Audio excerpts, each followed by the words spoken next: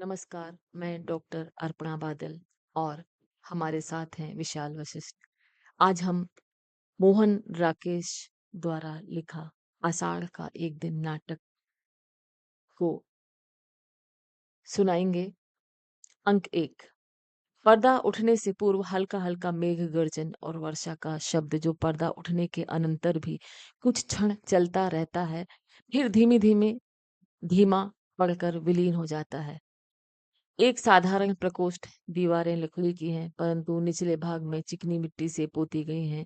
बीच बीच में गेरू से स्वास्तिक चिन्ह बने हुए हैं। सामने का द्वार अंधेरी ड्योढ़ी में खुलता है। उसके दोनों ओर छोटे छोटे ताक हैं, जिनमें मिट्टी के बुझे हुए दिए रखे हैं। बाईं ओर का द्वार दूसरे प्रकोष्ठ में जाने के लिए है। द्वार खुला होने पर उस प्रकोष्ठ में बिछे तल्प का एक कोना ही दिखाई देता है। द्वारों के किवाड़ भी मिट्टी के पोते गए हैं। उन पर गेरू एवं हल्दी से कमल एवं शंख बनाए गए हैं। दाईं ओर बड़ा सा झरोखा है, जहां से बीच बीच में बिजली कौंधती दिखाई देती है। प्रकोष्ठ में एक और चूल्हा है। आसपास मिट्टी और कांसे के बर्तन सहेज कर रखे हैं। दूसरी ओर झरोखे से कुछ हटकर तीन चार बड़े बड़े कुंभ रखे हैं, जिन पर कालिख और काई जमी है। उन्हें कुशा से ढककर ऊपर पत्थर रख दिए गए हैं। झरोके से सटा एक लकड़ी का आसन है, जिस पर बाग छाल बिछी है। चूल्हे के निकट दो चौकियां हैं। उन्हीं में से एक पर बैठी अंबिका छाछ से धान फटक रही है। एक बार झरोखे की ओर देखकर वह लंबी सांस लेती है और फिर व्यस्त हो जाती है। सामने का द्वार खुलता है और मल्लिका गीले वस्त्रों में कांपती सिमटती अंदर आती है। अंबिका आंखें झुकाए व्यस्त रहती है। मल्लिका क्षण भर ठिठकती है, फिर अंबिका के पास आ जाती है। मल्लिका। आषाढ़ का पहला दिन और ऐसी वर्षा। माँ, ऐसी धारासार वर्षा दूर दूर तक की उपत्यकाएं भीग गई हैं, और मैं भी तो, देखो ना माँ, कैसी भीग गई हूँ। अंबिका उस पर सिर से पैर तक एक दृष्टि डालकर फिर व्यस्त हो जाती है। मल्लिका घुटनों के बल बैठकर उसके कंधे पर सिर रख देती है। गई थी कि दक्षिण से उड़कर आती बकुल पंक्तियों को देखूंगी, और देखो, सब वस्त्र भिगो कर आई हूँ। अपने केशों को चूम कर खड़ी होती हुई ठंड से सिहर जाती है। सूखे वस्त्र कहाँ है माँ? इस तरह खड़ी रही तो जुड़ा जाऊंगी। तुम बोलती क्यों नहीं? अंबिका आक्रोश की दृष्टि से उसे देखती है। अंबिका। सूखे वस्त्र अंदर तल्प पर हैं। मल्लिका। तुमने पहले से ही निकाल कर रख दिए? अंदर को चल देती है। तुम्हें पता था मैं भीग जाऊंगी, और मैं जानती थी तुम चिंतित होगी, परंतु माँ।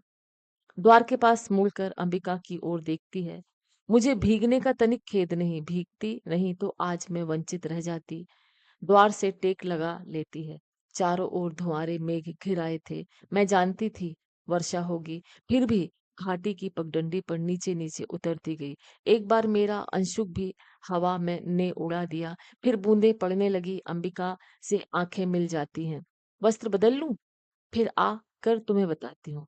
वह बहुत अद्भुत अद्भुत अनुभव था माँ, बहुत अद्भुत। अंदर चली जाती है। अंबिका उठकर फटके हुए धान को एक कुंभ में डाल देती है और दूसरे कुंभ से नया धान निकाल लेती है। अंदर के प्रकोष्ठ से मल्लिका के शब्द सुनाई देते रहते हैं। बीच बीच में उसकी झलक भी दिखाई दे जाती है। नील कमल की तरह कोमल और आर्द्र वायु की तरह हल्का, और स्वप्न की तरह चित्र में मैं चाहती थी उसे अपने में भर लूं और आंखें मूंद लूं। मेरा तो शरीर भी निचुड़ रहा है माँ। कितना पानी इन वस्त्रों ने पिया है। ओह, शीत की चुभन के बाद उष्णता का यह स्पर्श गुनगुनाने लगती है। गीले वस्त्र कहाँ डाल दूं माँ? यही रहने दूं? बाहर आ जाती है तभी। माँ, आज के क्षण मैं कभी नहीं भूलूंगी। सौंदर्य का ऐसा साक्षात्कार मैंने कभी नहीं देखा, जैसे वह सौंदर्य का अस्पृश्य होते हुए भी मांसल हो। मैं छू सकती थी, देख सकती थी, पी सकती थी। तभी मुझे अनुभव हुआ कि वह क्या है जो भावना को कविता का रूप देता है। मैं जीवन में पहली बार समझ पाई कि क्यों कोई पर्वत शिखरों को सहलाती मेघमालाओं में खो जाता है, क्यों किसी को अपने तन मन की अपेक्षा आकाश में बनते मिटते चित्रों का इतना मोह हो रहता है। क्या बात है माँ, इस तरह चुप क्यों हो? अंबिका। देख रही हो, मैं काम कर रही हूँ। मल्लिका। काम तो तुम हर समय करती हो, परंतु हर समय इस तरह चुप नहीं रहती। अंबिका के पास आ बैठती है। अंबिका चुपचाप धान फटकती रहती है। मल्लिका अपने हाथ से छाछ ले लेती है। मैं तुम्हें काम नहीं करने दूंगी, मुझसे बात करो। अंबिका, क्या बात करूं? मल्लिका, कुछ भी कहो, मुझे डांटो कि भीग कर क्यों आई हो, या कहो तुम थक गई हो इसलिए शेष धान में फटक दूं, या कहो तुम घर में अकेली थी इसलिए तुम्हें अच्छा नहीं लग रहा था। अंबिका, मुझे सब अच्छा लगता है। छाछ उससे ले लेती है। और मैं घर में दुकेली कब होती हूँ? तुम्हारे यहाँ रहते मैं अकेली नहीं होती। मल्लिका, मैं तुमसे काम नहीं करने दूंगी। फिर छाछ अपने हाथ में ले लेती है और कुंभों के पास रखाती है। मेरे घर में रहते भी तुम अकेली होती हो, तभी तो मेरी भर्त्सना करती हो। मैं घर पर रहकर तुम्हारे सब कामों में बाधा डालती हूँ और कभी कहती हो।